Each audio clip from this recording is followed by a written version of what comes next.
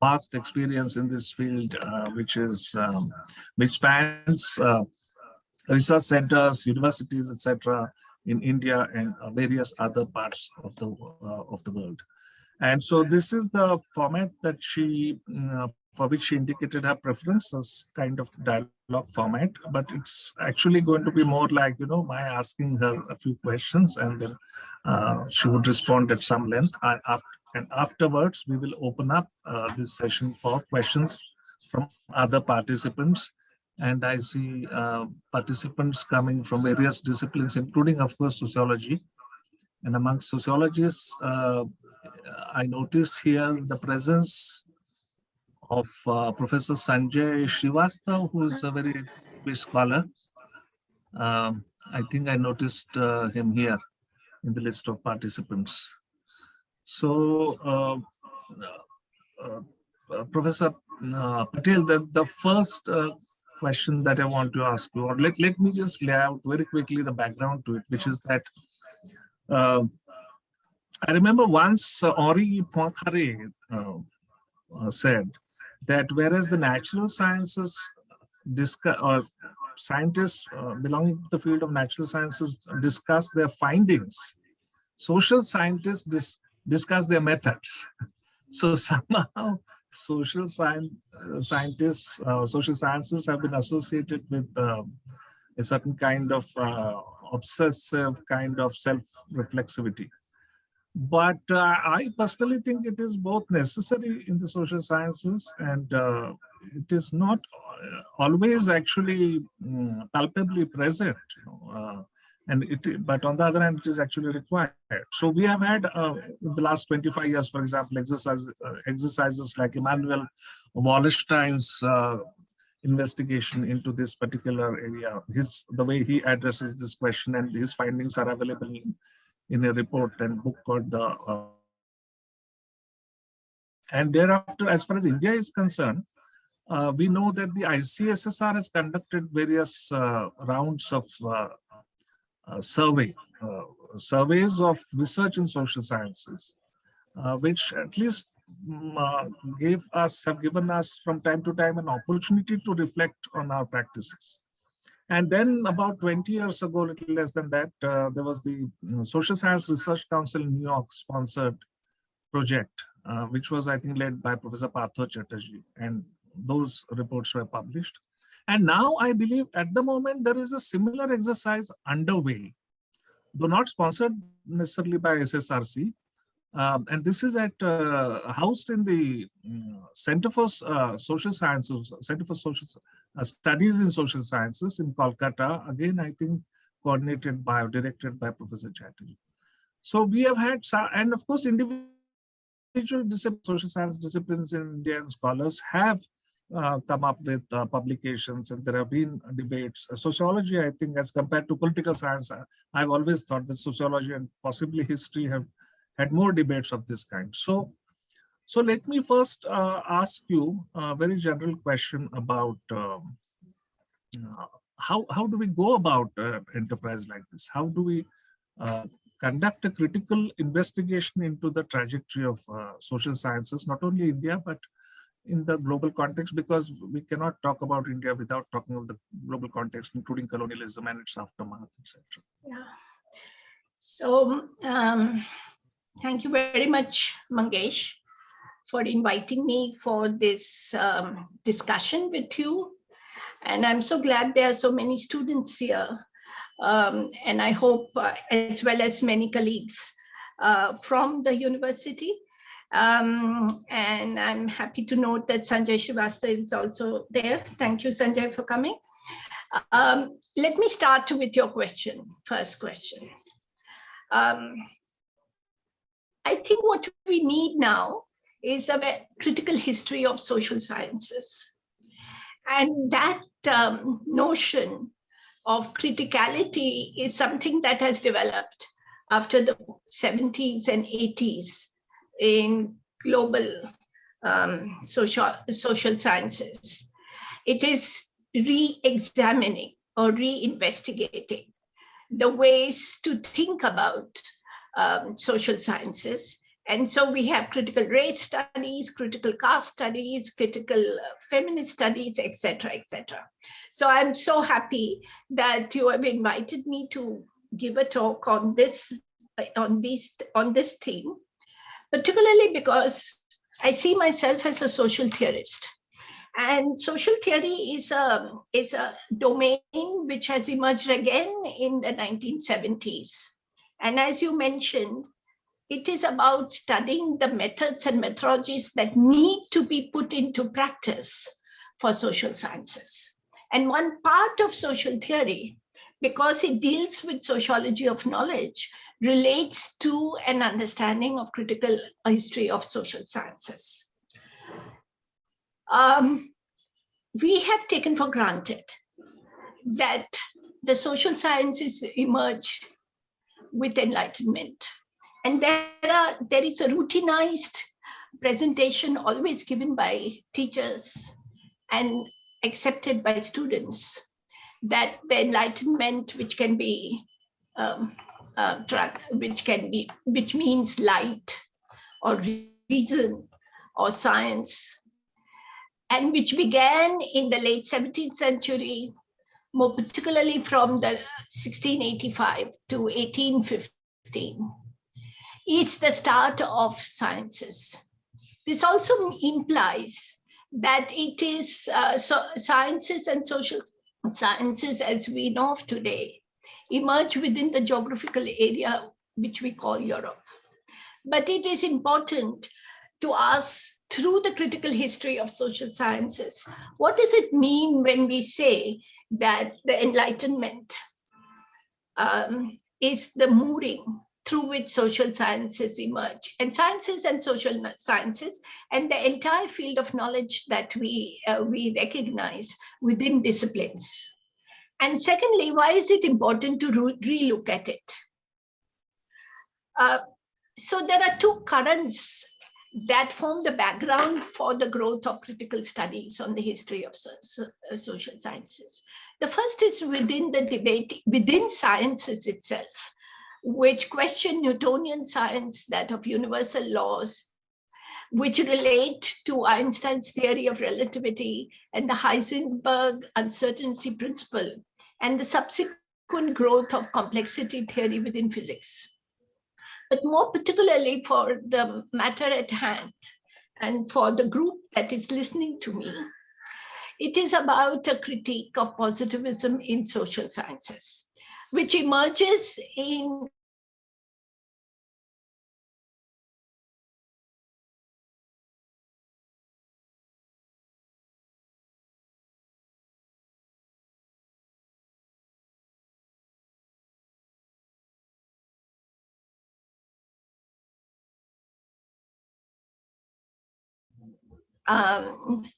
we should rethink methods and methodologies that organize the way we understand the contemporary social phenomena.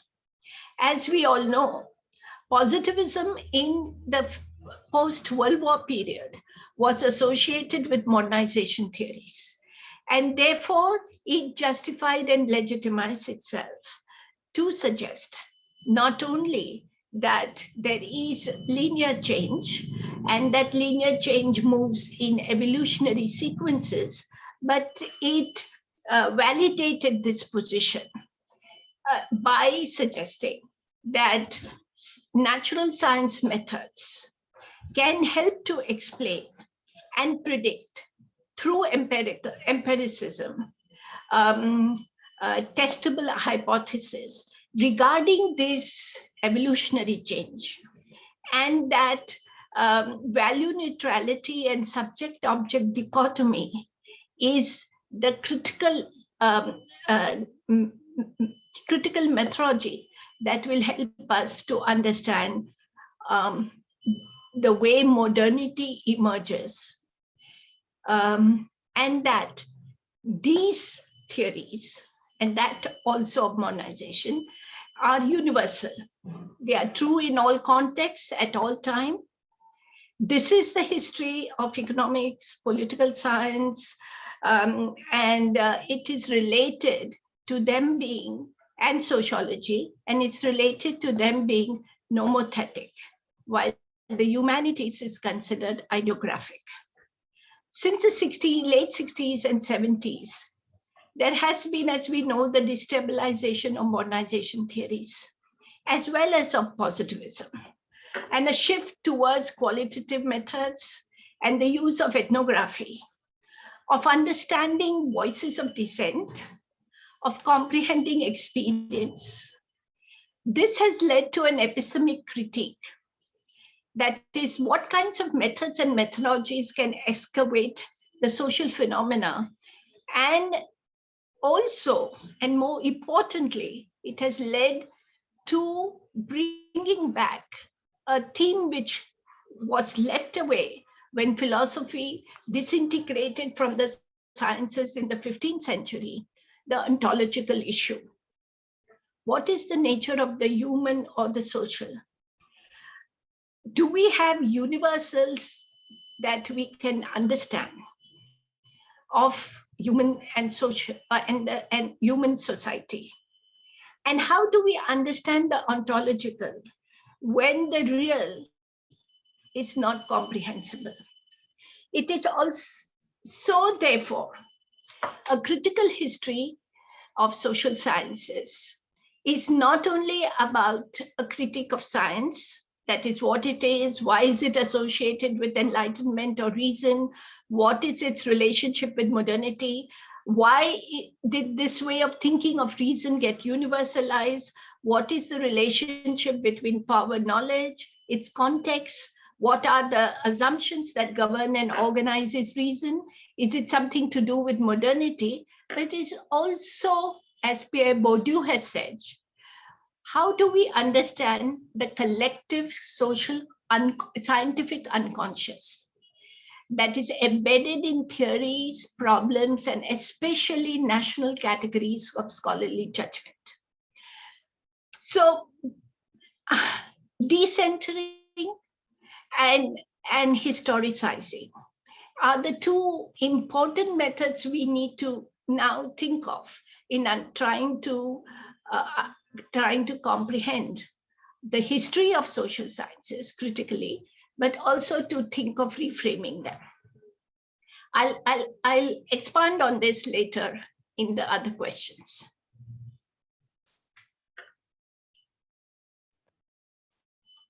So, just a second. Yeah. So, moving on from there, more specifically to a consideration of what you have characterized as colonial modernity, I want to ask you how the social sciences were formed within the crucible of colonial modernity. And here, when I think of that term colonial modernity, I immediately think of something else, which is a term that comes out of these debates around masculinities, which have been happening over the last 20 odd years. And I have in mind specifically this term colonial masculinity, which has also been used. And here the argument is that, the construction, reconstruction of masculinities, especially hegemonic masculinities, did not happen, let's say, just in India. But you have to, the term used there by the author, the person who coined, the scholar, historian who coined that phrase, is the imperial social formation. That you look at the imperial social formation as a whole, so that there's a dialectic between the construction of masculinity, say, in Britain at that point of time and in India.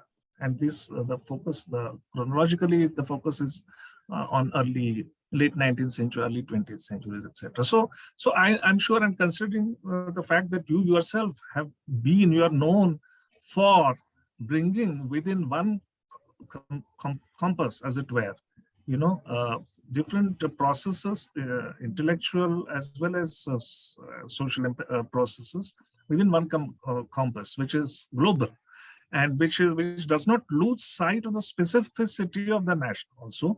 So, and this dialectic, I think you have always tried to work on this, and without compartmentalizing, without making binaries, etc. So in that context, I would particularly we would like to know what you think of Formation of Social Sciences in the Crucible of Colonial Modernity. Thank you, Mangesh. The concept of colonial modernity has been used generally by historians. And these historians say that when modernity comes with colonialism, it becomes colonial modernity.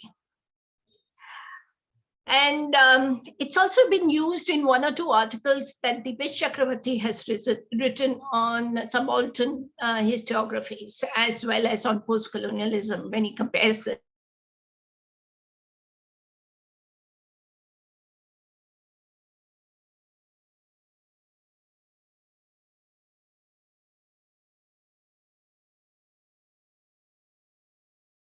two. If we do critical history of social sciences, we need to understand that it was built brick by brick, that it suggested that instead of taking enlightenment for granted, it should be understood as an ontological episteme of domination, which has been called Eurocentrism.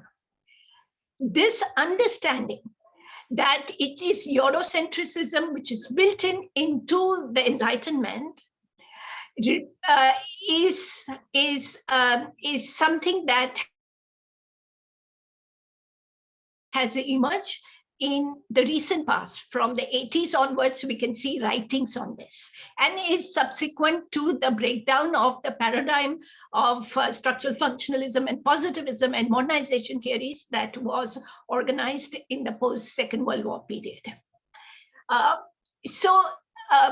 More generally speaking, for anyone who wants to understand what is Eurocentrism, it can be perceived as changes that happen in Europe, which became a model for the changes in the world.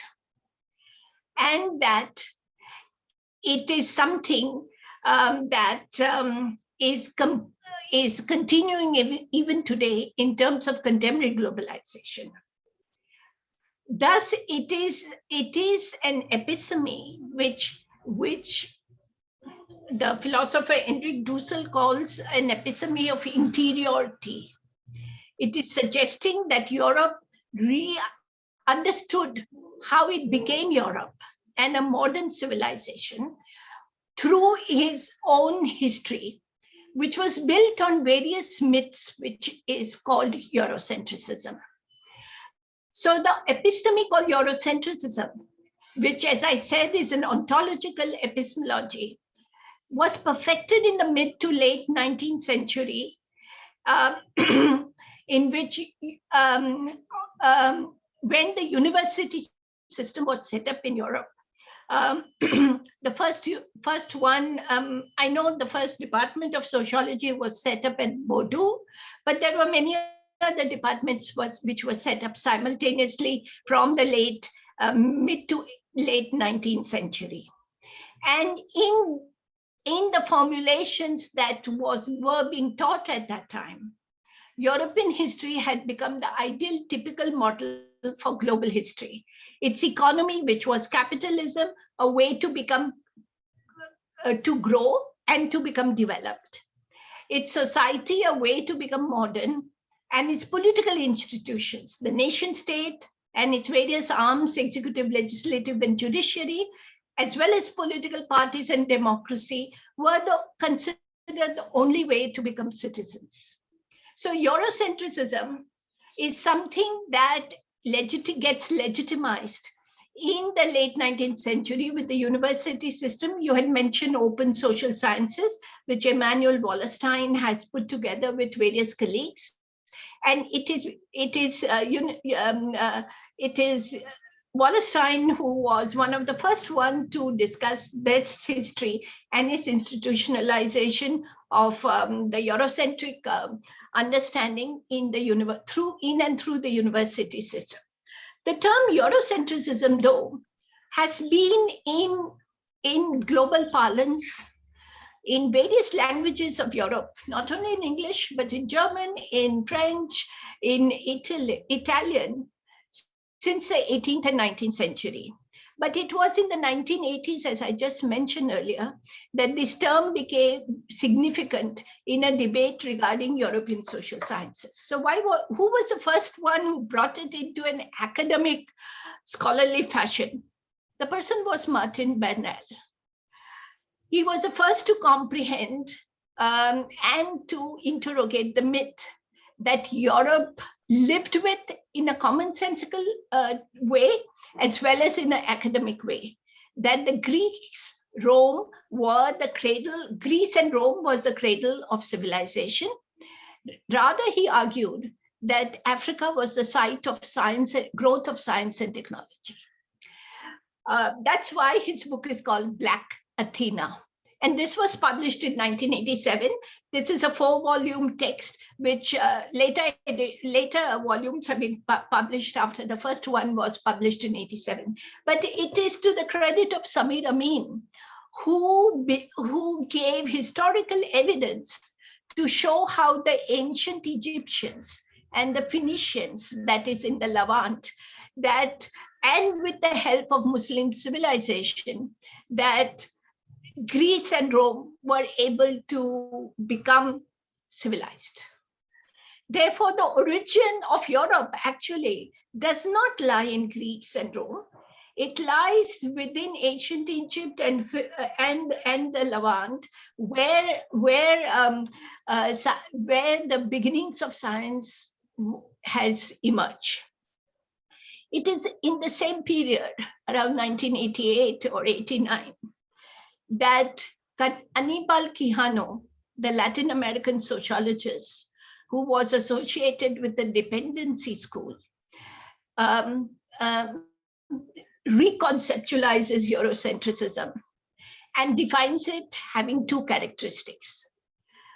Notion of historicity, which he calls linearity, which is related to evolutionism and progress, and a notion of binaries, that is I versus we, or other, or they or they.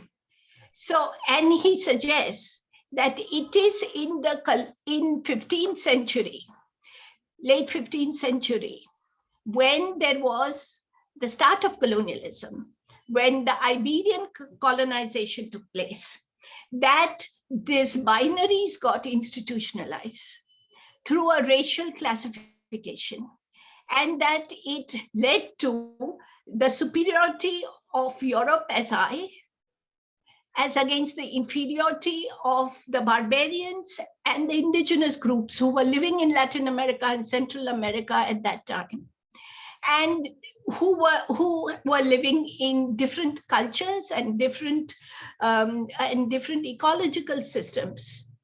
And he connected up the world systems theory to argue that the commonsensical knowledge about Eurocentrism emerged and got legitimized within Latin America and Central America, as well as in Europe, as the migrants from Europe settled in Central and Latin America through the Iberian colonization and in the late 15th century. And it is in these connections between Latin America, Central America, and Europe that the first understanding of Eurocentrism and its 2 characteristics took place. That is linearity, those who were not evolved, those who did not have science and technology, those who were not civilized, those who were barbarians, which were those who were living in Latin America and Central America, and those who were superior, who had science, who had culture, and therefore they were Europeans. This racial classification soon became a physical classification of whites versus non-whites. And that is the basis of how Eurocentrism got organized. It is significant to note that Eurocentric knowledge grew in the interconnections that were established with domination. And this was, as I said, associated with racial classification and distinction and difference, which was earlier never given superiority and inferiority, attributes became, during the earlier Iberian colonial times, a way to understand civilized Christians to the barbaric indigenous. This distinction of superiority and inferiority became common sense to be used to justify and legitimize settler colonialism and European domination. So the genealogy of the distinctions, which later the political scientist Etienne Balibar calls the interior frontiers, comes from this long history. So it is in the mid and late 19th century Europe that, after the university system is institutionalized, that Eurocentrism becomes part of the way to think of academics. And it is to Wallerstein's credit that he and his colleagues expands the way in which Europe actually used the university system to institutionalize Eurocentrism. And it's his argument that it is Eurocentrism, if it has two attributes that Quijano has suggested, it also has a third attribute, and which is an international division of disciplines. He argues that in the 16th century, philosophy got separated from science, leading to the distinction between nomothetic, that is scientific and reasonable and rational methods and methodologies, versus ideographic, which is humanities. And then as time went on, by the 18th century, we have history which was pushed out of the nomothetic. And then by the mid 19th century, we have social sciences, which particularly economic, sociology, and political science, as being part of nomothetic science. And associated with it, given the I and the other that Quijano has said, associated with it is the sciences of the other, Oriental studies and anthropology. So Wallerstein expands the characteristics of Eurocentrism earlier mentioned by Quijano. Incidentally, they always work together. As historiography, universalism, superiority of Western civilization, Orientalism, and a theory of progress. And suggested it manifests itself differently in different parts of the world, these five characteristics, as imperialist colonial cognitive circuits, and they are expanded, and investments made by scholars in reproducing this episteme. So thus we have a way to think of society as evolutionary, from simple to complex, from traditional to modern, and we have political scientists, Rudolphs have talked about modernity of tradition. So in that context, what is colonial modernity? More generally, it is the use of theories and methods to understand the other, or the they, which is not European, which is the I. Colonial modernity, or you can call it Eurocentrism, is a discursive term and a concept that it is only, and it can be used when modernity, which is the larger process that is taking place in the world since the 15th century, when regions that are already part of capitalist modernity and are part of the colony are understood in terms of ideas, ideologies, fields of knowledge systems, to refract and invisibilize its modern contours of everyday experience of the people who are colonized, as that being non-modern. Colonial classification system did that. It was thought that India was first divided in terms of majority and minorities, the Hindu versus the minority religion. The Hindus only had castes. The tribes with animistic religiosities were different. And these classification systems ultimately helped to legitimize the fact that India was perceived, whether through Orientalist perspective or through ethnography and anthropology of the 19th century. I'm not talking of today's anthropology and today's ethnography, but of that of the 19th century as being of caste, of family and kinship, and of religions, particularly Hindu religion. Thus, when India was already within the colonial circuit, its capitalism, its market relationships, its industrialization, its urbanization, and the migration, the extensive poverty that colonialism led to, high death rate, and the growth of the informalized market, all of which we see today, were not studied. Eurocentrism thus, and colonial modernity thus, are theories which present to us how to study the other while not recognizing its integration within the global circuit of world capitalist system. So, a while ago, I used the term colonial masculinity, and Mrinalini Sinha, who coined that term, then goes on to discuss it also in imbrication with nationalism. And she essentially invokes the framework that she uses to do this is the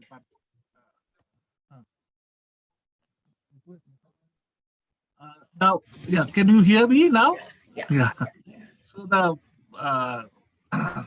Mrinalini Sinha, whose concept of colonial modernity I mentioned, so that she uses a Parthovian sort of a framework to understand its imbrication with nationalism, Indian unfolding of Indian nationalism. And I think you have, I have a sense that you have, you think of Indian nationalism or discourse of Indian nationalism as being somehow, not prototypical, but perhaps amongst the earliest of these kinds of formations. A very early type of nationalist discourse, and very vital in that respect also in a global sort of context. But specifically what I want to ask you is, what is the imbrication of the Indian social sciences with this nationalist discourse, which, as of course we know, had multiple strands. You yourself have identified these, I think, drawing partly on Bhikkhu Parikh's analysis, you know, the modernist, the traditionalist, and another one which tries to kind of yoke them together, modernity and tradition, etc. So would you like to say something about this? Yeah. So thank you. I have tried to show that that from the 15th century, please remember Columbus landed on the Caribbean islands in 1492, Vasco da Gama in 1497. So we are not too far away from being linked to the global system. What nationalist historiography understood was, and the way the nationalist historiography presented itself, it suggested that colonialism had its major impact after the British established itself as and made India its colony. The formal colonization took place in 1858 when Queen Victoria became the Queen of India. But the contact with the Portuguese, the French, the Germans, and the English before a formal political subjugation of India started in the 15th century. Over that time, there was a travel of what constitutes the social of India, and the way the social has to be understood through paintings, through translation of texts, through the way the Persian texts, which were used in the Mughal period, were translated in the European languages, but also from Persian to Sanskrit and Sanskrit to other European languages. So we had, and I'm suggesting this, against the post-colonial position that we have had travelers from Europe and India, political agents from Europe and India, and as well as upper caste Brahmins, as well as European elite, who together constituted this Eurocentrism and this colonial modernity. They were all implicated in it. And therefore, it is important to understand that though the colonial state organized the way colonial modernity got institutionalized after 1857, first through the census and then through the district gazetteers, and then ultimately through ethnographic works. This had a long history in which a lot of Indians as well as non-Indians participated. So Ranjit Guha, and that's where I start with, has argued that there is an organic epistemic linkage between colonial and nationalist historiography. Guha contended that nationalist historiography assimilated the common sense notions of colonial political modernity as knowledge of India moved across regions from Europe and India, and the way it got assimilated within the nationalist politics from the viewpoint of colonial nationalist politics. He argues that these common sense notions of political modernity got institutionalized in nationalist politics from the viewpoint of colonial political activities and their institutions. Nationalist historiography did not take into account the politics that did not resonate with the colonial and nationalist ideas, which he argued that the subaltern was framing through a different language of politics and power, a language which could be discerned outside should be discerned outside this episteme of colonial modernity. Consequently, the subaltern theories perceive nationalism and its politics as being elitist and as against those of the subaltern whose politics, notions of power, organizations of protest were unique and distinctly different, none of which could be captured by nationalist historiography. No wonder Partha Chatterjee argues that Indian nationalism was derivative in nature. That is, its constitution was connected to colonial structures and it mirrored this. It is in this context one should read Partha Chatterjee's concept of colonial difference. For Chatterjee, colonialism is fundamentally flawed, not only because it's a cruel and unjust system, but because it's inherently contradictory. Colonialism claims to be a modern regime of power, which can encourage colonial subjects to self-improve and develop so that they become rational and leave their so-called primitive superstition behind and become modern. Look at the linearity in this argument. However, it uses racism to legitimize its rule and to ensure that the state perpetuates the distinction between the colonizer and the colonized, between the ruler and the ruled.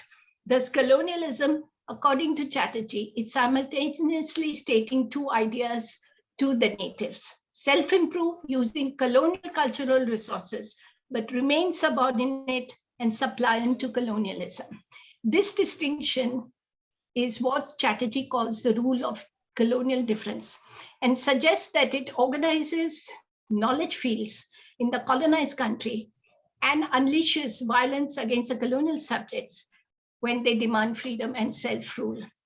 Chatterjee suggests that within Indian nationalism, the principle of colonial difference has reproduced itself as binaries and dualities. These distinguish and separate the two dimensions of knowledge conceived by nationalism: that of material domain, the knowledge of the economy, that of statecraft, and that of science and technology, all of which are considered to be emulated from Europe. There is, of course, the private domain, the spiritual and the cultural. So nationalist ideas, he argues, emulate the European in the material and the political spheres, and that of Hindu religion, of caste and extended family structures in the personal sphere. given the project of creating indigenous social sciences was a nationalist project drawing its intellectual resources from nationalist ideas. When the disciplines of economics and political science were established in India, I think the first department of political science came in 1938, and a little before sociology got established in Bombay University, economics got established in Bombay University. So the European notions of economy and state became the basis of structuring the disciplines of economics and political science, while it came to the social, nationalist intellectuals reflected Orientalist Hindu perceptions to affirm the understanding of the latter.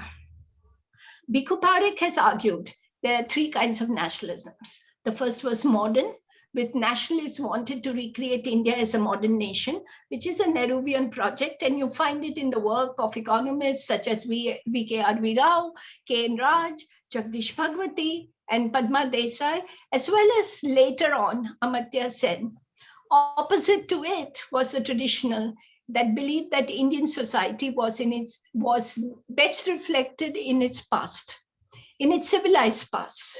Therefore, there was a distinction at that time between tribes, which were considered pre-literates, and we have Kumar Suresh Singh, Gurye, examples of this. And the third was traditional modern, where we had D.P. Mukherjee.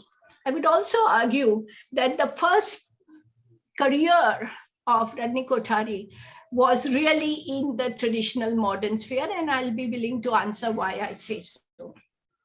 So what I am saying is, post 47, the new episteme of methodological nationalism naturalized the nation state by the nation state as being the arbiter of what constitutes social sciences.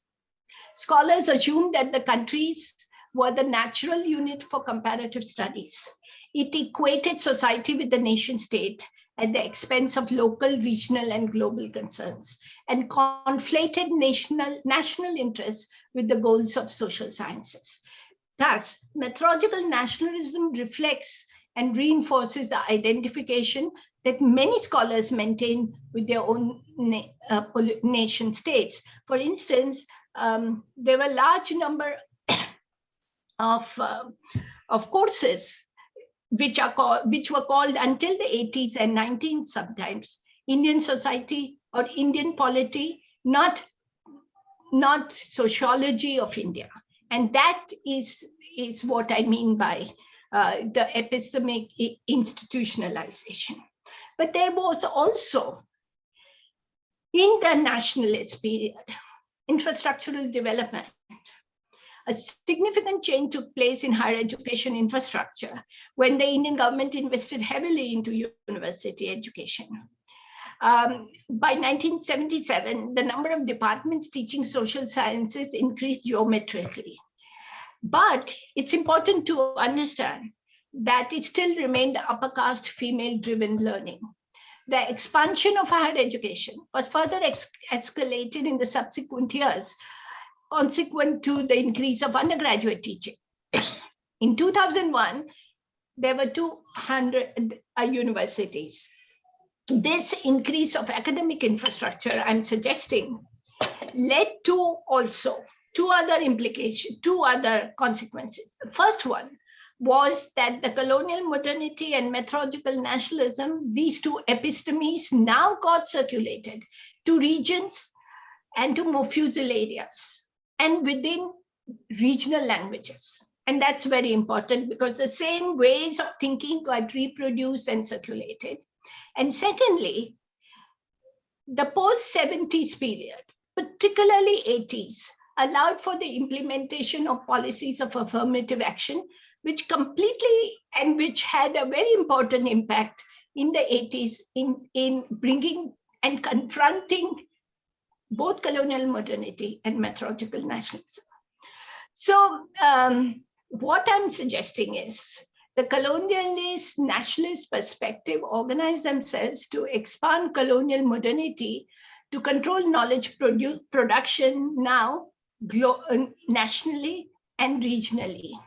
And these local, regional, and national cognitive circuits expanded as higher education fashioned itself in terms of knowledge commodities through the following products: the teaching and learning products, books, articles, and commentaries, reviews and impact factors, the publishing industry, and now the digital platforms and social media.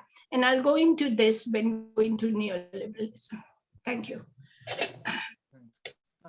It's interesting that actually you have already addressed two of the questions that I wanted to ask you, but as you rightly said, you have touched upon them and surely you would like to say something more. But before that, I just want to make sure that I heard you correctly. You just referred to this process of the expansion of higher education, and you said that it was driven by upper caste and it was female driven. Was that a slip of the tongue or did you actually mean it? Was it, did you mean male? After 1977. After 1977, it was female driven. And today it is 60 to 70% women oriented social sciences. So, social sciences. You look at the All India Survey of Higher Education, which started giving us data from 2010 to 11. And the latest one has come out for 2019 to 20. Just to make sure, I mean, you do really mean that when you say female driven, that is, do you really mean to say that women are not just the addressees, but also the people? Learners. Student enrollment. I'm talking of only social sciences, not sciences. I can't hear you. Yeah, so that's right. No, I got that. So, so it's very clear. You're clearly saying that when you say female-driven, what you mean is that the number in terms of the gender composition of the class. And therefore, it has implications on number of teachers also there. Okay. Yeah.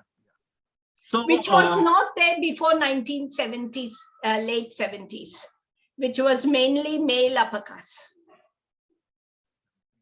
So I think even more so perhaps in political science was more possibly economics. There were more male dominated. Somehow, you know, this has been something else where somehow for decades one has noticed that female students think of literature, language and literature, sociology and psychology also in a big way as somehow feminine. And suited to their concerns and interests as compared to, you know, comparatively speaking, economics, political science, etc. So that's something else again. Yeah. But the larger canvas that we are considering, of course, yes, you are right that in the, especially if one sees it even up in the 60s and 70s up to the 70s, the central concerns of the social sciences were for sociology, for example, modernization. The modernization cut across disciplines, that idea. For economics, it was economics. Yeah, development for economics. Development, yeah. And for political scientists, in many ways, you refer to Rajni Kothari, nation building, you know, at one point of time. That was a major focus. So this was happening. And yet, as you have already mentioned it, that somewhere along the line in the 70s, definitely and beyond, there is a change. You see certain challenges emerging, and these challenges emerge not only from within academia, but also somewhere one thinks that even, you know, the emergence of something like subaltern studies, for example, has to do with processes that are happening in larger society, civil society, or perhaps what today using Patho Chatterjee's term we would call political society.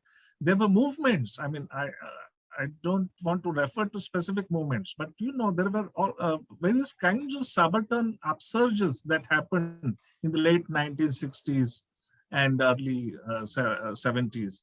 And that surely, I think, stimulated new thinking. Though also, interestingly, a kind of Gandhian current that you know very well that went into it. And which actually you have questioned. I know in some of your earlier work you questioned, for example, Ashish Nandi and so on. So there is that also that happens, something like that, you know, preoccupation with the earlier idea of Swaraj, Gandhi's, as well as KCB's, KC Bhattacharya's, etc. So somehow that mid 20th century is sort of, those concerns begin to be questioned. Kothari's, as you rightly said, Kothari's work, and you can see phases in it. So that begins to happen. And so how do you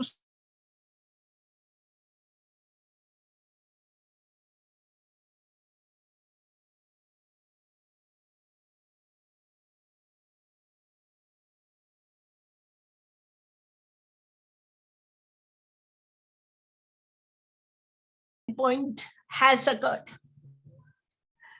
with the growth of social movements, and it is Kothari's Kothari's great credit that he understood this when he set up the Lokayan project. And he subsequently moved his position completely, consequently, and that's very important, because I think it allowed for political science to go in a different direction altogether and bring in sociological concepts which they were using in a much more conservative sense, for example, as caste as only in terms of occupations rather than caste, and caste understood as inequality.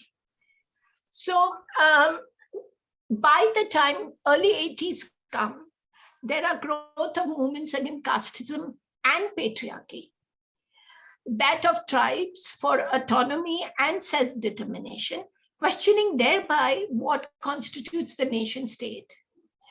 And then, of course, the insurgencies that emerges in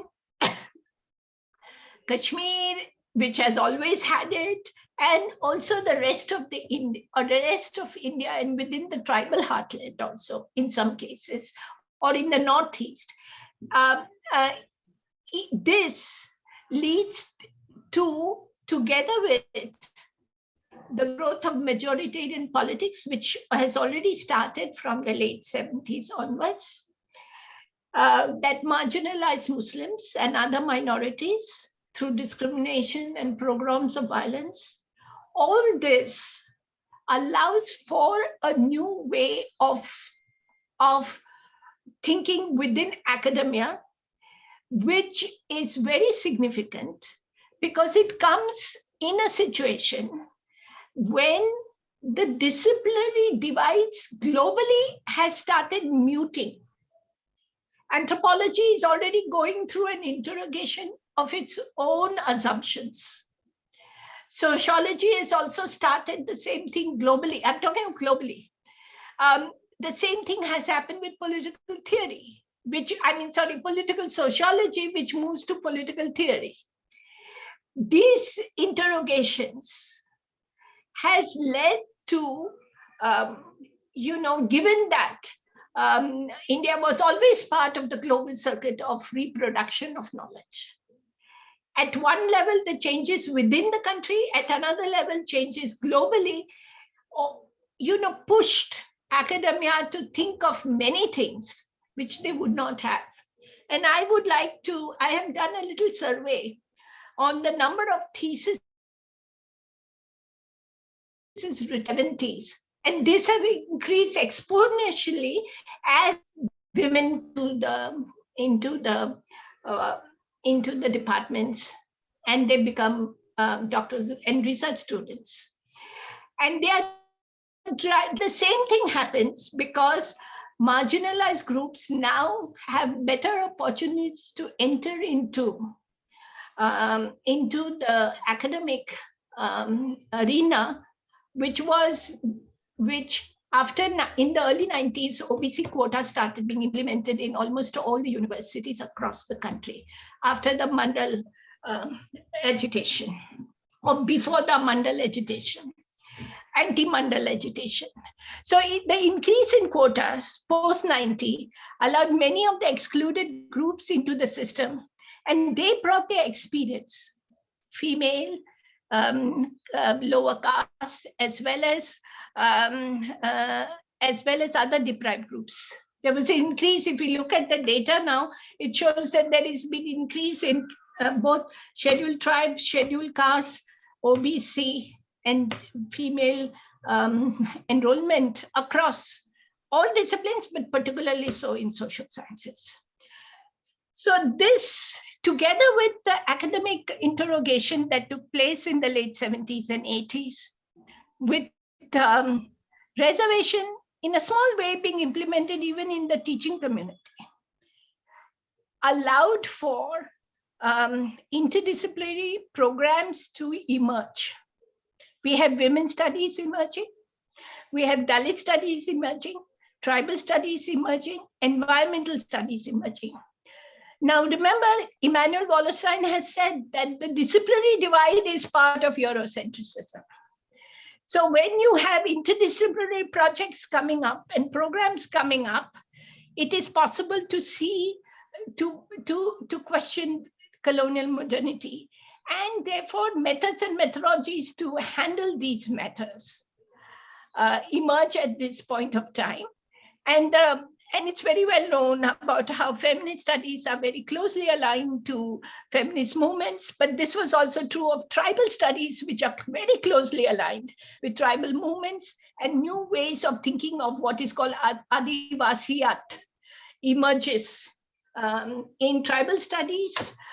This is true of Dalit studies also. So we have a possible epistemic break, that's my argument, happening on colonial modernity and nationalist methodologism happening in the late 70s and 80s. However, we are soon engulfed by neoliberalism, and that changes track.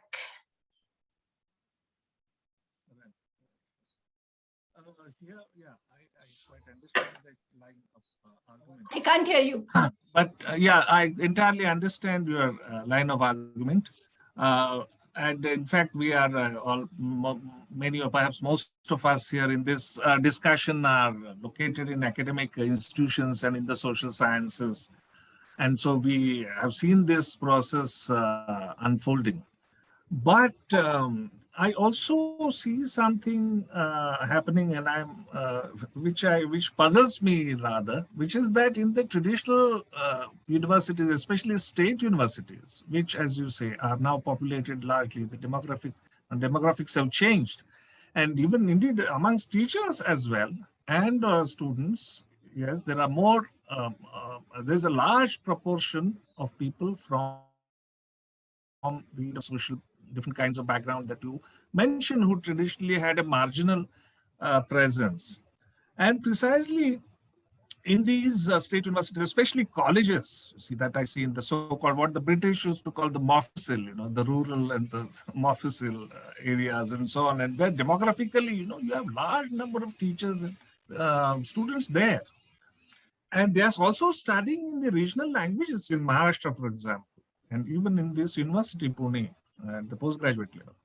And here one often finds that actually what is being studied, and sometimes even in the city colleges, is dated, things that are kind of, things which are still somewhere stuck in the, in an earlier, there in a times. Whereas is the private universities, whether it is Azim Premji, or Ashoka, etc., Shiv Nadar, and so on, where increasingly, I think the demographics, if you see, of course, they are women, but they come from upper class background, and there are also generally, the students come from a sort of an relatively elite sort of background.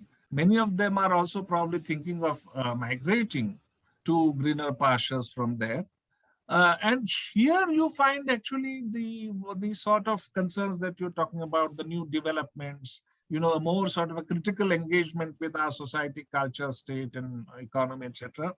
That's happening in these elite spaces, right? So I find this very interesting. And at the same time, let me mention, I'm not sure I have entirely understood this, but that notion of retro-modern India, Manuela Ciotti, who's done interesting work, blending theory and also empirical research. Manuela Ciotti, I think, is a sociologist of Italian origin, but she writes in English. And so she talks of this idea of retro-modernity, where often, I'm not exactly faithfully interpreting her, But suppose we use it in this way, that often things discarded by the West are embraced as modern here, whether it's technology, ideas, etc. Postmodernism, by the time it is passé there, it seems something very new and so on.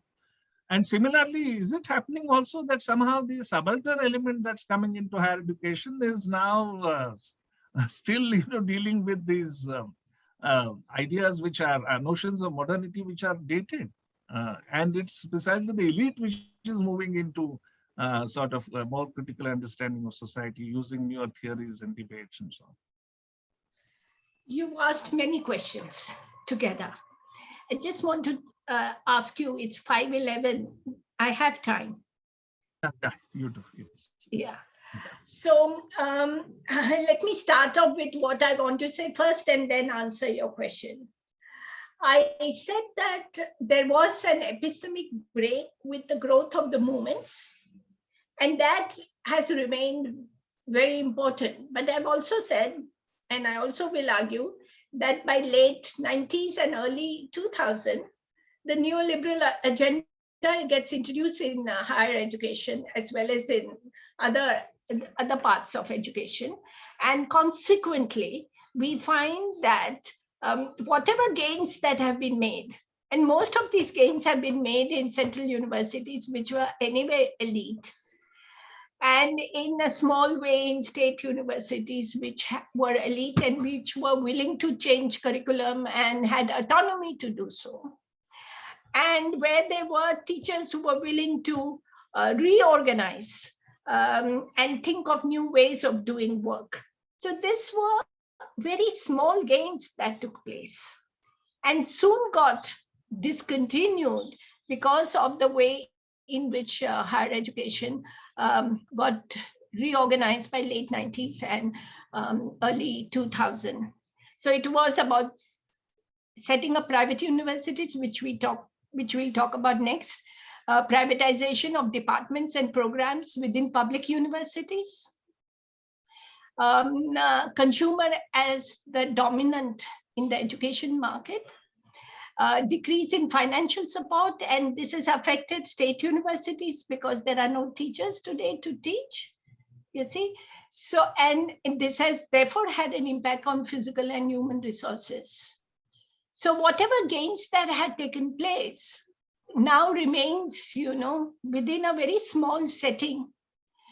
And it has very little implication for the larger changes that need to be done. And therefore, I would like to go back to what I had said before, that the nationalist period allowed for the expansion of this dominant colonial modernity episteme into regional languages, which were being taught in colleges and mofussil towns. And these did not break because they could not break, given the fact that this neoliberalism was also about middle-class aspirations. And this middle-class aspirations wanted global engagements. And therefore, we have a situation in which the paradox of confronting colonial modernity gets recalibrated in a new way to institutionalizing many features which come out of colonial modernity in terms of South Asian studies program from Europe and North America, etc., etc. So today we have, remember what I said, 2001, there were 200 universities. Today we have 1,043 universities. Half of them are private universities. And in addition to 135 institutions of higher learning, it is important to say that nearly most of higher education is in undergraduate level. The AISHE report for 19 and 20 says that 27.1% of India's population from 18 to 23-year group are in colleges that provide undergraduate degrees, some of which are private universities, some of which are non-private universities. So we have had from late 90s, early 2000 onward, neoliberal policies and majoritarian politics of the contemporary rightist Hindutva regime, curtailing through ideology on one hand and through intervention in the economy of higher education on the other, reversing the gains made in the late 80s. Today, the discipline and its scholarship in India is at crossroads, I think. And it's difficult to state how the scholars who are there will orient it and in which direction. But it is important to understand that this is the legacy which is there, a legacy which has been confronted, of colonial modernity, which has been confronted, and it is possible to revive it when and if different knowledge circuits are put together to question it. And this is a very major, major intervention that is needed. Private universities have got most of their teachers from central public universities, and or direct recruits from international universities. Whether it's, and I'm particularly talking of social sciences, I'm not talking of non-social sciences. And they have brought in new way of thinking, but unlike public universities, which open up its space for those who are in marginalized through reservation quotas, private universities don't have reservation quotas. They also have very high fees, and therefore it is only meant for certain elite groups. And so we are back to the colonial times and the immediate post-independence time when we had only 18% literates. And therefore this 18% really was from the upper groups of society and mainly males. And though in the private universities, there are many females more now, as female education in upper groups have increased enormously. And that brings its own ways of intervention and interrogation of existing dominant positions. It is the global circuits that determine the ways that this get reorganized. So I'm still suggesting we are at crossroads. Whether it's private universities, whether it's public universities, or whether it is because the large number of teaching takes place only at the undergraduate level. And there is a very small elite class. I'll just give you a number for sociology. There is only 19 in the year 2019 and 20. Of the total number of universities, which include private universities, only 1,911 were registered for PhD. We are talking of a very small group compared to the population of this country. Yeah, so we must remember and think about it.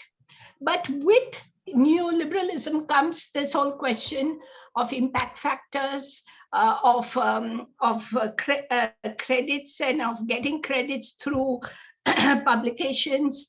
And all these, you look at the UNESCO report of 2010, which suggests that most of the journals and publications come in English languages, not even in French and German, which are also parallel dominant languages of Europe. But South Asia is least represented in the publications. That is people from South India, not people of South Asian origin from United States or Europe. You know, let's make that distinction. It's a regional based data set. So this indicates that Eurocentrism is living, alive in a new form, but it's alive because it's there in the production of knowledge. And it is about books, it's about journals, it's about printing articles, it's about ways to learn. And the more digitalized and more connected we get into internet media, the more we take over from that to reproduce the same curriculum, etc., etc. So we have this dominant trend, and it's a very important question, how to find spaces to intervene without, so there are, in the global circuits, there are subordinate circuits that are questioning the global circuits.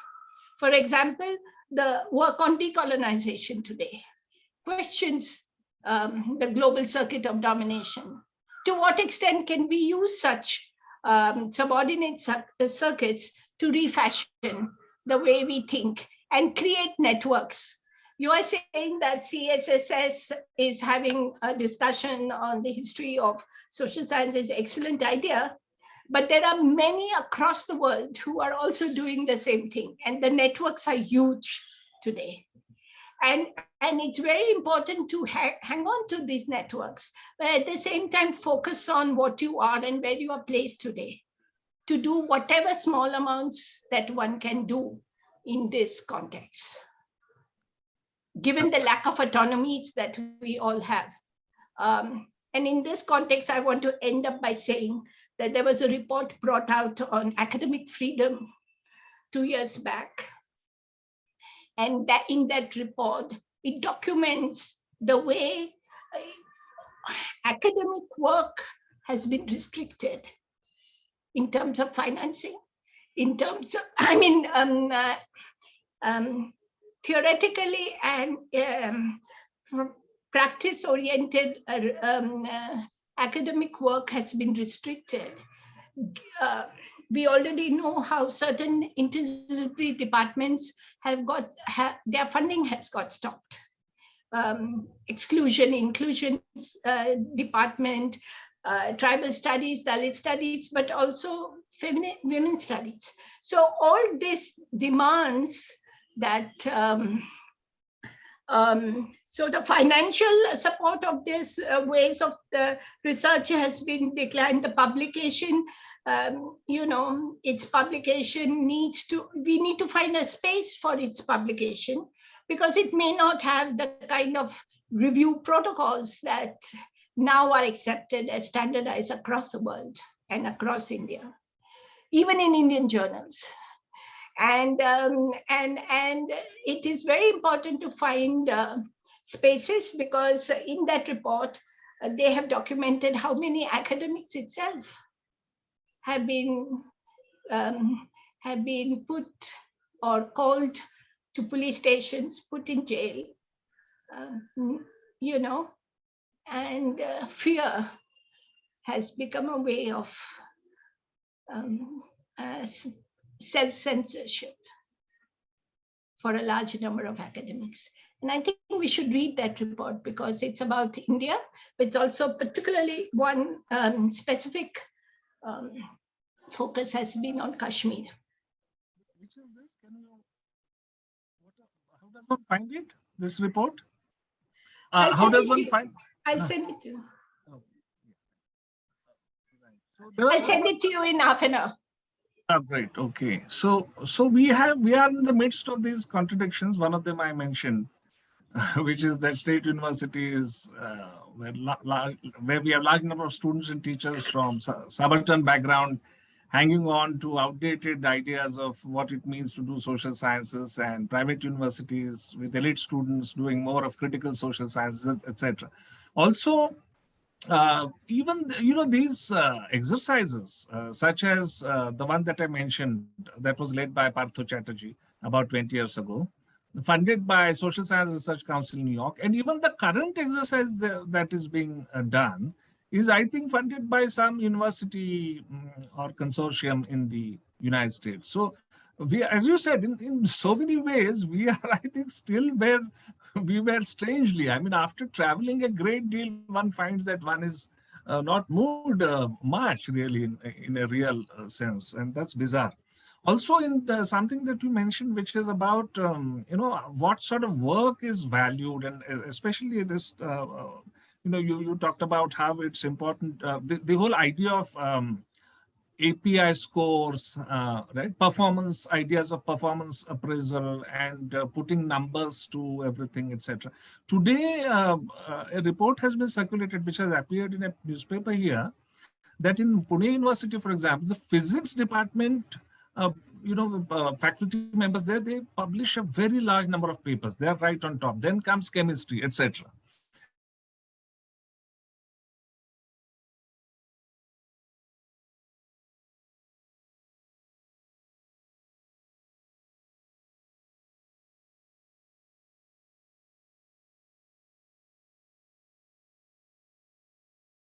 Different faculty strength that these have got, sciences and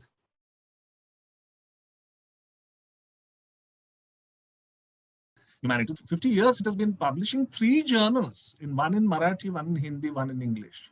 And now this one, for example, it just happens that it's Indian Philosophical Quarterly. I happen to have edited this special issue on Indian democracy.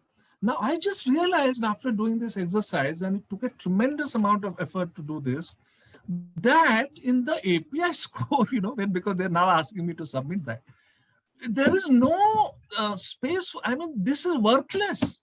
This work is worthless. So what, I mean, that is the paradox. It's the quandary in which we find ourselves. Anyway, so I think at this point, what I'll now do is I'll open this discussion up.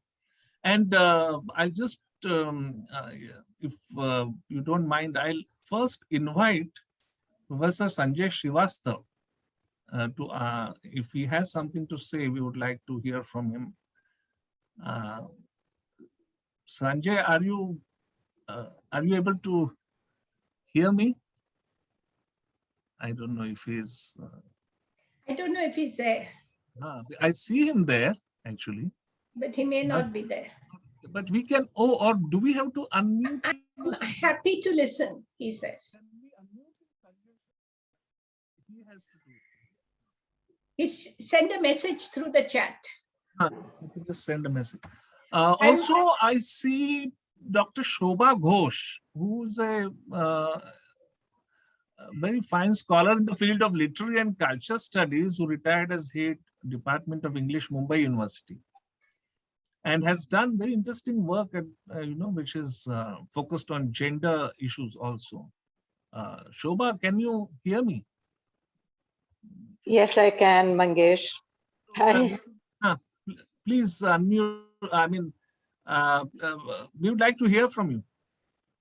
Hear what? Oh dear. In the sense that, in light of this discussion we have had, is there something that you would like to add, particularly from the point of view of humanities? And especially, I'm asking this because what I have noticed is that, I mean, it's well known actually that over the last 20, 30 years, some of the finest scholars in literary studies, they have been doing work which actually should have been also done by people from the social sciences.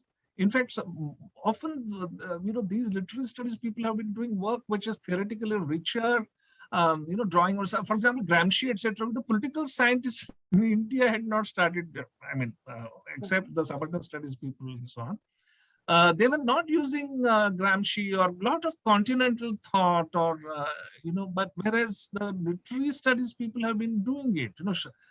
Susi Tharu, to give you just one example, Tejaswini Niranjana, etc. So, would you like to say something about this? Actually, when I was listening, Sujata, thank you for that. I really enjoyed it. Thank you. And I've always felt this, I'm a literature person trained in literature, cultural studies, and so on. And I make it a point, in fact, not to attend literature seminars, but the social sciences. But I also feel very often slightly, what shall I say, out of it, simply because very often the language, I struggle with the language because within literature, we're probably using different terminology and so on.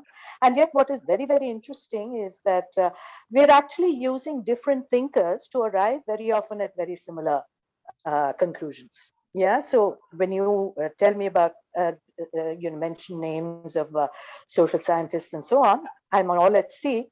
But then I think to myself, okay, I understand. I mean, I got this partially. I'm not a great, it's not that I'm a great champion of Said or someone, but yeah, I think this resonates with that and so on. So these are the ways I try to plug into social sciences. But having said that, what I want to say is that um, I think what is happening in literature, and that is very, very interesting, is the notion of, you know, bringing in the experiential into study of the social. I think that's what literature and culture does. You know, for instance, take history. There's always been this discussion about, you know, what is historical and what is just imaginative and literary. And around the 1980s, this clear distinction between literature and history, one being sort of reliable and the other entirely unreliable, that started sort of loosening. And what someone like Amitabh Ghosh does, and I think even as he's writing, and it's very interesting, he starts off as an anthropologist and then decides that, you know, and he writes as an anthropologist for a very long time and decides that somehow, somewhere he's not being able to say what he can, and he needs to do it through fiction. And he uses a lovely term where he says, I do history, but it's embodied history. And I think that very, very interesting work, I think, yes, is being done within the field of literature. I think what Susie Taru and Lalita did, and etc., they're doing great things. And again, it's the experiential, you know, and that is also the reason why literature people are not taken very seriously, because, you know, people will always talk about how, no, but you're not looking at structural issues, you are looking only at discursivities, you know, or the things like that. But I think that with literature, uh, uh, there is a large amount of work that is being done, which is very interesting. But Mangesh, there is also a large part of the literary academia, literature within the academia, where the same passe kind of stuff is being done. Huh? Make no mistake about that. Very, very difficult sometimes and very disheartening. And also, I think literature is a, you know, if there's a caste system among the humanities, I think literature is very low down, because we're just not seen as useful enough. You know, apart from becoming a teacher, what do you become? You know, it's so. I think that you know, what you identify as the push and pull within the social sciences plays itself out even within the literary departments and so that's all I can actually say. But I should also tell you that I believe that, and this I believe very strongly, I believe that there should be a greater infusion of cultural studies and literature into even the social sciences, which I find lacking. And in fact, very often we're not taken seriously, because everybody talks about, oh, but you're dealing with discursivities. But it's not simply discursivities. You know, it's if literature can be seen as one of the lenses through which we read the social, we interrogate the social, and that really is the struggle. I think we within truly progressive work within literature and cultural studies and so on. Of course, there are large parts of cultural studies that does get into an easy celebration of the popular, taking the discursive as self-sufficient and so on and so forth.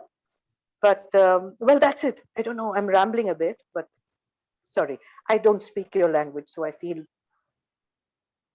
You do actually. I mean, of course, I'm waiting for Professor Patel's response, but it's a coincidence that this particular special issue that I just showed you on Indian democracy, there is an article by Professor Shobha Ghosh on nation state and resurgent Brahmanical patriarchy, reading Dabang.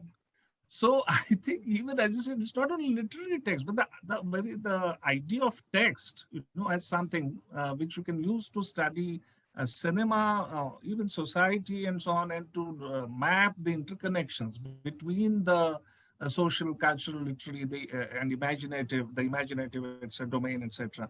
Gayatri Spivak somewhere, I think, has said that what literary criticism can do, or what literature can do, is, what does she say, non-coercive rearrangement of desire. Absolutely, absolutely. That And these are some of the issues, actually, what I miss very often are these issues of desire, the sociology of desire, for instance. And I'm not talking about desire in the sense of individual desire, but in a sense, social desire, something like what Deleuze talks about, that it is necessary to map these in tandem with the study of structures and so on and so forth. Uh, that's it. Yeah. we also need more social scientists who would be, engaging with literature, I think. I'll tell you my problem with that. I'd love that, but the problem also is that, and this is something I struggle with. I believe that disciplines do need rigor, do need training.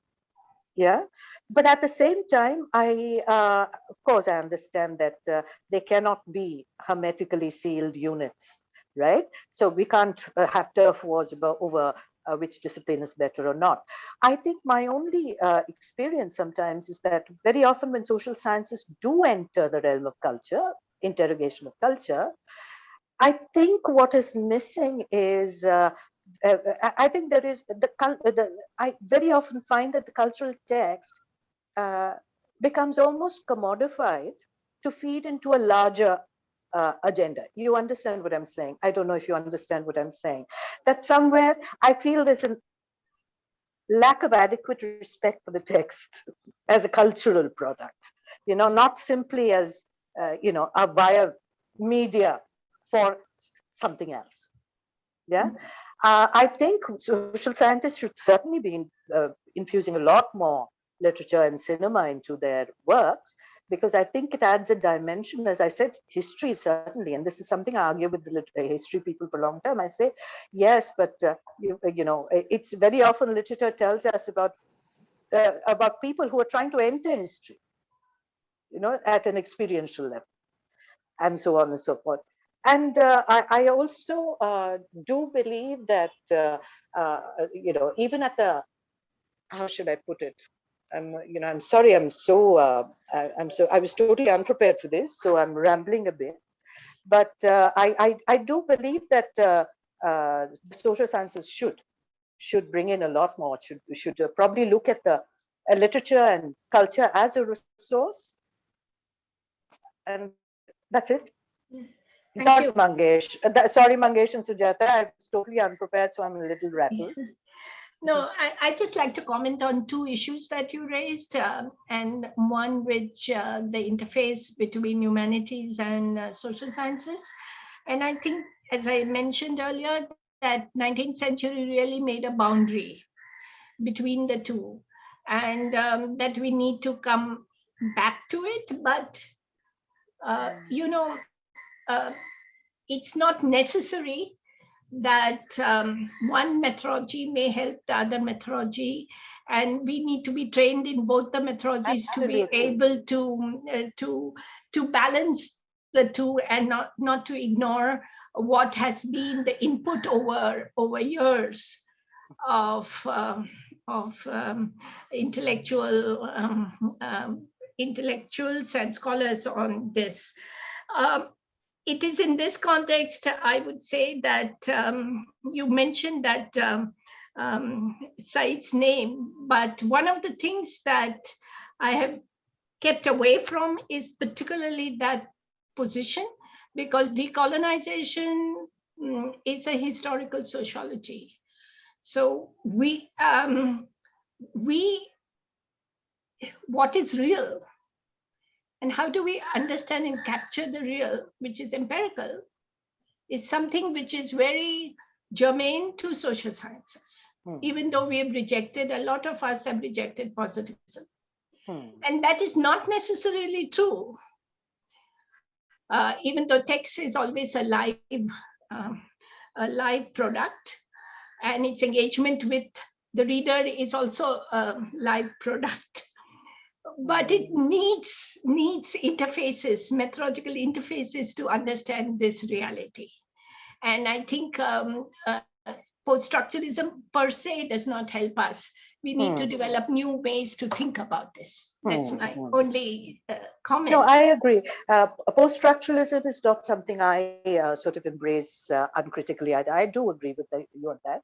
Yeah. But I think this interface, really, that's something I struggle with because I relentlessly attend social sciences seminars and conferences, but I always feel that there is not very much space for me to intervene because somehow literature doesn't seem to be of very much interest or of very much value within this domain. So it's in that sense, thank you for reaching out. Thank you. Mangesh? Thank you, ma'am. I would like to ask Professor Sanjay Shivastha to make comment. Hi, hello, can you hear me? Yes. Hi, Sanjay. Hello, Sujata. Hi, thank you, Sujata and Mangesh. Sorry, I also wasn't expecting to make a comment, but I enjoyed of course, I enjoyed the conversation. I just want one quick comment. I mean, as someone who uses, I have to say, a lot of popular culture literature, not English literature, but of course, I mainly use Hindi literature, and that's of course a big problem. I think literature in India is now mainly taken as English literature. But anyway, we'll leave that aside as a sociologist and anthropologist. In fact, I've just finished marking a PhD thesis, which is on the borders of the city. It looks at the history of the Sunday, there used to be a book bazaar, which has now been demolished. There was a thesis from SOAS, actually, and she works on the history of the book, but the history of the book as connected to the history of the city, and which I think is the kind of work I'm interested in. I actually don't subscribe to the view that literature or cultural texts have a life of their own unless they have a social life. They don't. But anyway, I'm going to move ahead from that. I enjoyed your conversation, Sujata. One of the things that seems to have happened in this particular sphere in many Western universities is something I find a bit not always clear, is that there's an entire what's now known as a decolonizing curriculum movement, which to me is a completely, I actually don't know what it means, because a lot of the papers that I've heard, I have no idea as to what it means, what it would mean to apply, for example, some indigenous concept to urban studies or studies of sexuality or studies of kinship or power or feminism. So I think the really difficult work of looking at the structures of power that produce knowledge have now been shifted on to this thing called decolonizing knowledge, as if you can actually, in some ways, address the history of the sites of production of power through something called decolonizing knowledge, which to me, actually, I actually don't know what it means, because I don't know. Firstly, there's the issue of language. I mean, it's almost irreducible that unless you speak English and write English, that you are not going to be heard. I mean, that's almost a fundamental. Even the French and Italians will not be heard, and they will be wiped out. It's as straightforward as that. So I don't quite know what, this shift that seems to happen in many Western universities, certainly the university that I am at right now, that suddenly you can decolonize knowledge without actually addressing the sites of production of knowledge, without actually addressing the issue of language in which knowledge is produced, without actually addressing the very real material history of the production of social science knowledge. And all that seems to be completely effaced. And people just talk in the most abstract terms about decolonizing knowledge, as if something you can simply do in the English language. I mean, fundamentally, I actually now think at this point that it is not possible to decolonize knowledge. In fact, and exactly at the moment we have many people who have never had access to the kind of social science that is heard around the world. You now want to say that they should not be doing that kind of social science. It's just the most bizarre. And this can only be said by those, it seems to me, who are already in a position of power, who already know the other kind of knowledge, and then they can say, well, no, you need to decolonize knowledge. So I mean, this is I find that increasingly uncomfortable position in many forums, because it's almost seen as a very conservative position when you say that it is not possible to decolonize knowledge. We need to now engage with what we have, what we've been given, and then retrieve from it what is possible, rather than to say that there's some ancient thing that we can now look at urban studies to, I don't know, some indigenous concepts. So anyway, I just find that field somewhat difficult to come to grips with. And I wonder if you have any comments. I've been talking of denationalizing curriculum, not decolonizing as much, because if we bring in ways in which national curriculum can get reconstituted with sources coming from different languages, experiences coming from different groups in society, and then it's possible to think of ways to redo curriculum. I was just attending the American Sociological Association meeting last week, and and someone asked this question to an American sociologist, one African sociologist from Ghana, that if I decolonize and I don't teach methods and methodologies of sociology to my students and allow their experiences to be part of the courses, would you accept that student in your university? And there was silence. Yeah. So I think the power structure is very much there. It is being reproduced all the time. And I think for me, decolonizing curriculum would mean bringing in a global sociology and a global social science, where we bring in different ways of doing social sciences. And show how different regions of the world has done it, and ways in which subordinate groups have questioned it, and new ways of thinking have emerged as a consequence. No, so can I just add a comment, Mangesh? Is that okay? No, I agree. But you see, what has happened is that that would require a genuine engagement with what happens in other parts of the world. But I don't think that is what people actually want to do. That there is in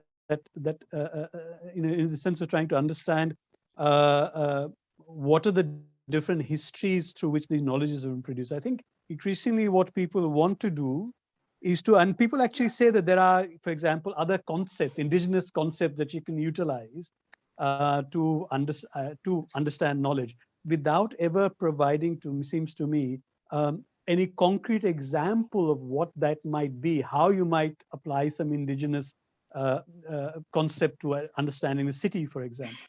But which is a very different thing from saying that what you need, decolonizing curriculum, may mean expanding it through bringing in global histories of producing knowledge, which is a much more difficult task than the much more, I think, seems to me, abstract and not even abstract, but I think a slide into not actually dealing with the problem, which is the problem of very different histories of the sites of production of knowledge around the world, and that has just been effaced through something called decolonizing curriculum, which to me is actually does a great deal of disservice to precisely what that Ghanaian person was saying, to all those people who do not have the cultural capital, and you want to teach them things that you yourself never have learned, but you want to say to them, you must learn these other concepts through which they're never going to get admission into whatever PhD courses.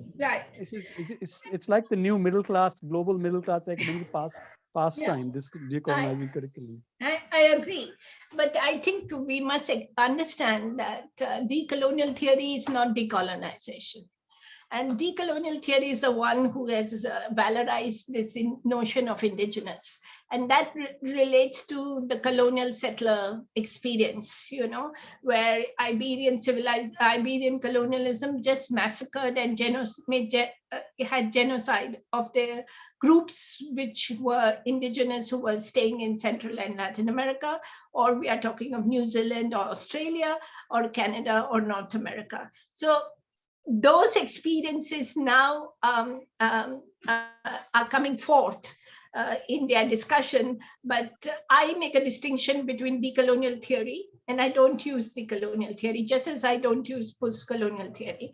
I generally use a historical sociology approach, and I look at how knowledge itself has been produced, circulated, and reproduced globally through the episteme of Eurocentricism, and how it has impacted different scales, the way to think of even cities or urbanization, etc. as you know, being an urban anthropologist, that there was very little discussion on what constituted within sociology, anthropology, cities and urbanization until recently. So I'm just looking at that, and I think we must make distinctions between more popular and populist interventions that are being made. I don't know where are the indigenous groups any longer, because they have become part of the modernized world, and in any case, in different ways of marginalization, as it has happened with other groups in this country, including the tribes. So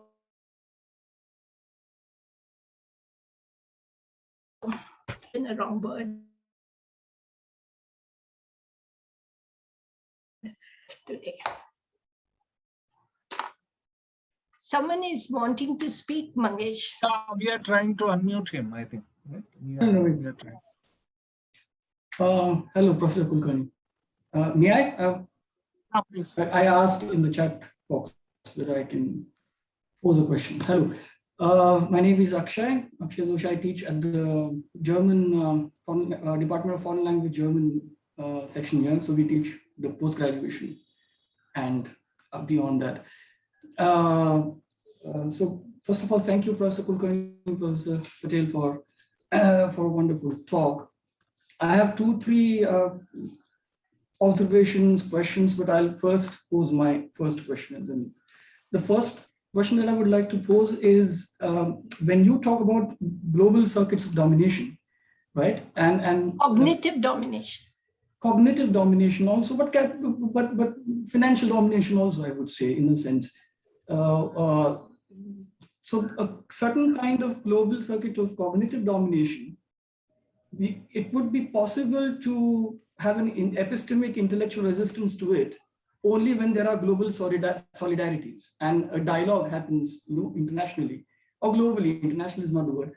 And through that kind of a dialogic exchange, certain discourses get produced as epistemic resistances, let us say. Right? Yeah. But my issue is with the very realistic, pragmatic infrastructure that becomes the base for global dialogue. For example, Zoom. We are using Zoom right now, right? So the thing is, where on one hand, we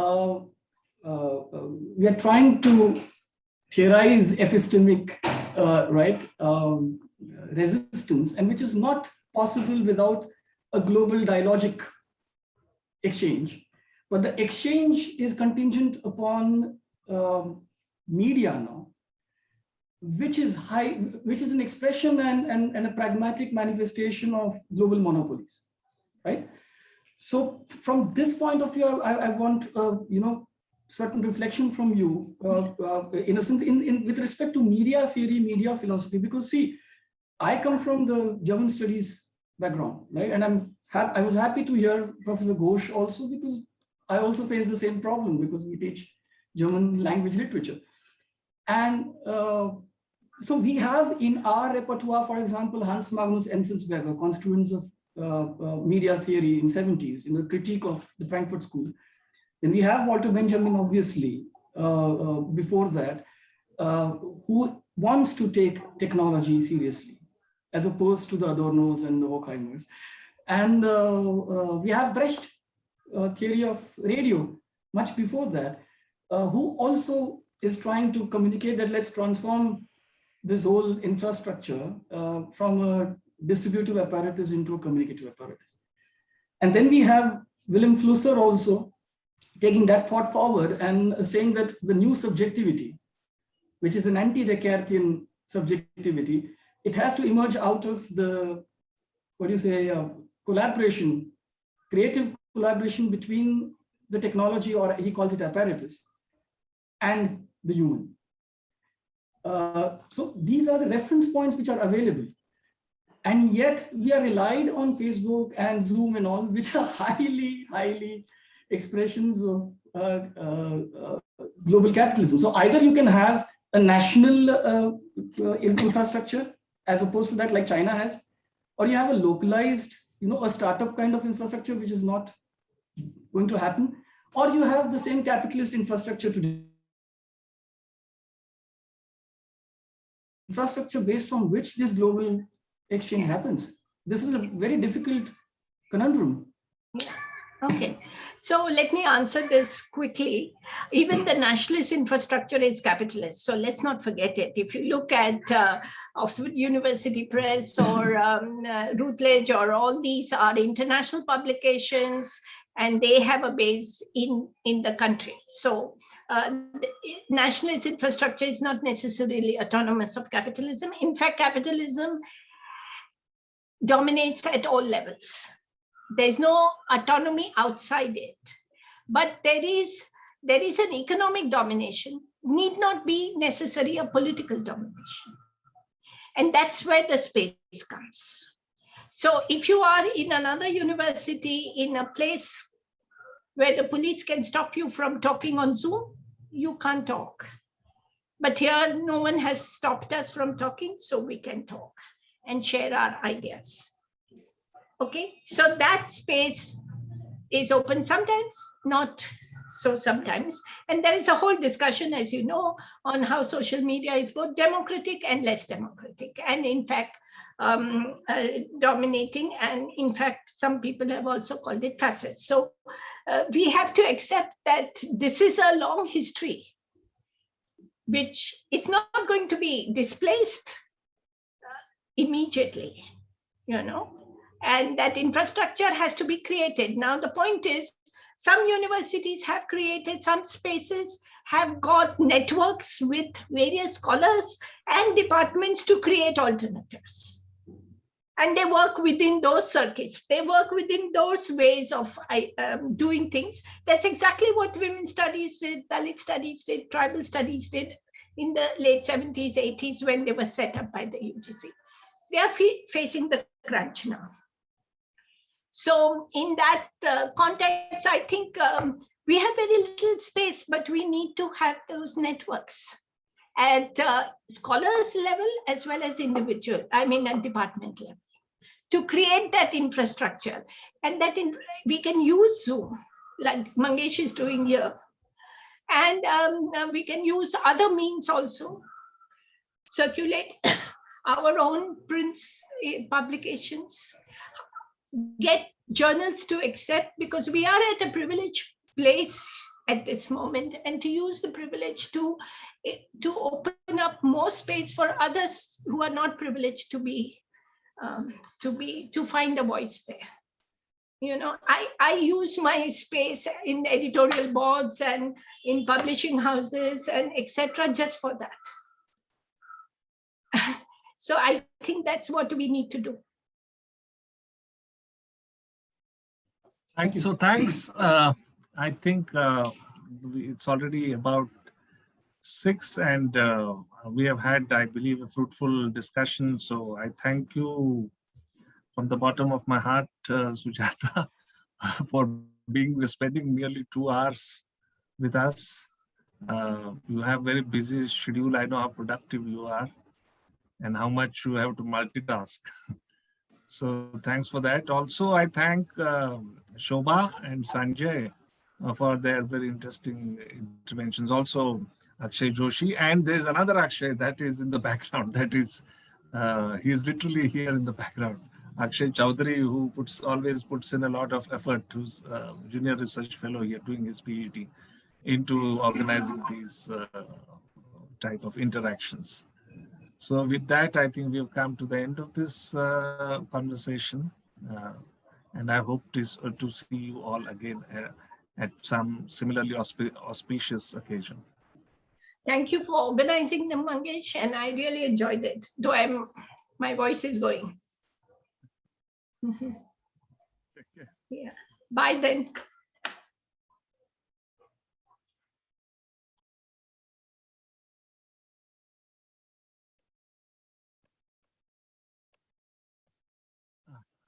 technically तरी मोठे issues काही येत नाही.